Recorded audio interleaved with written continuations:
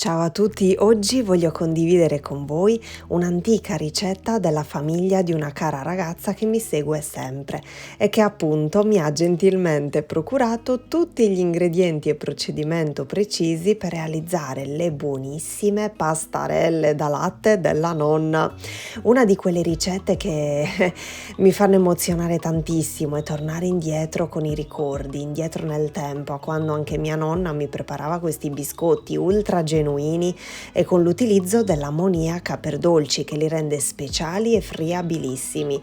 Sono davvero semplici e veloci da preparare, inzupposi da non credere, profumati e versatilissimi nelle loro personalizzazioni, ad esempio con gocce di cioccolato, con frutta secca a granella o con uvetta nell'impasto, ma ovviamente sono perfette nella versione classica proprio come biscotti da latte, quelli che facevano le nostre nonne, così sani e genuini, dei biscotti così buoni che fare la colazione con le pastarelle veramente ti rende felice e ti trasforma la giornata facendoti iniziare alla grande. Ormai sono diventati i miei biscotti preferiti per la colazione, sia così semplici e sia con pezzetti di cioccolato. Che meraviglia! E tutti a casa li amano. Beh, che dite? Vi ho fatto venire voglia di provarli? Ora vediamo insieme come si preparano. Per prima cosa, all'interno di una ciotola e con uno spargifarina setacciamo insieme 470 g di farina 00 e 30 g di fecola di patate. Creiamo un buco al centro e uniamo 3 uova grandi e a temperatura ambiente, un pizzico di sale, la scorza grattugiata di un'arancia e di un limone biologici.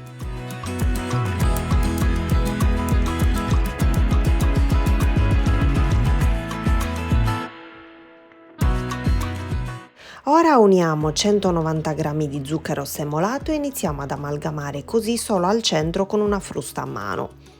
Aggiungiamo anche 50 ml di olio extravergine d'oliva nel mentre che continuiamo a mescolare. Vedete, piano piano ho incorporato anche parte della farina ma non tutta. Ora ci occorreranno 9 g di ammoniaca per dolci che dovremo sciogliere all'interno di 120 g di succo d'arancia spremuta e intiepidita leggermente nel microonde. Dovrà essere tiepida e non bollente, di modo che si formi tutta la schiumetta quando l'andremo a versare dentro. Vedete? Uniremo il tutto e continueremo a mescolare. I 120 g di succo d'arancia sono sostituibili benissimo con la stessa quantità di latte intero e anch'esso ovviamente intiepidito. Adesso mescoliamo incorporando tutta la farina presa dai lati, così come vi sto mostrando in video. Non ci dovremo neanche sporcare le mani e faremo tutto quindi all'interno della ciotola con la frusta a mano, fino a formare un impasto omogeneo. Ora accendiamo il forno e lo facciamo preriscaldare.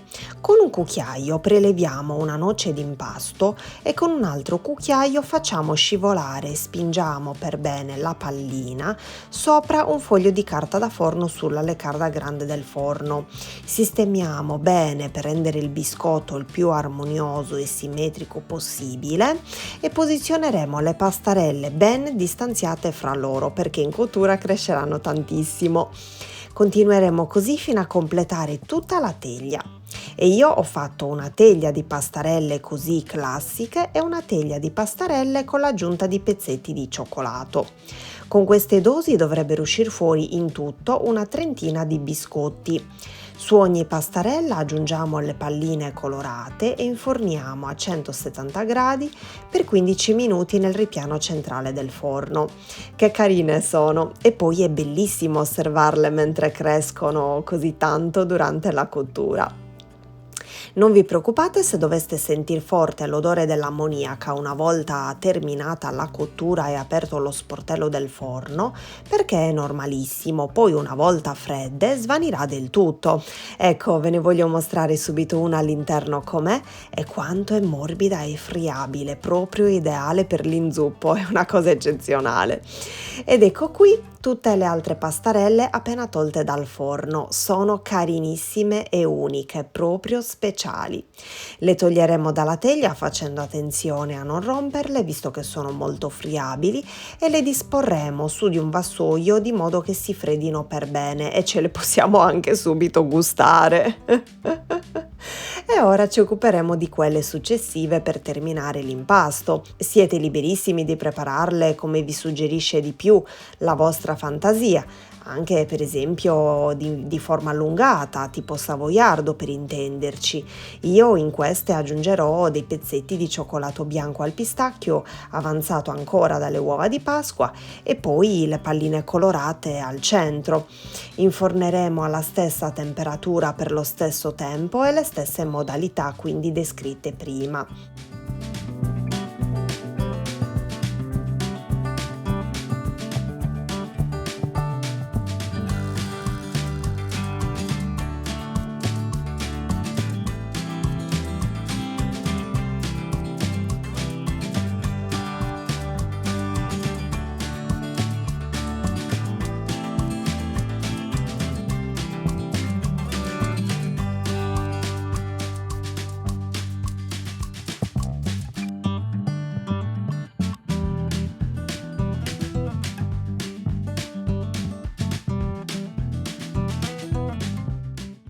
Ed eccoli prontissimi. Per come sono golosa, personalmente ho preferito questi con il cioccolato perché gli hanno conferito quel sapore in più davvero speciale.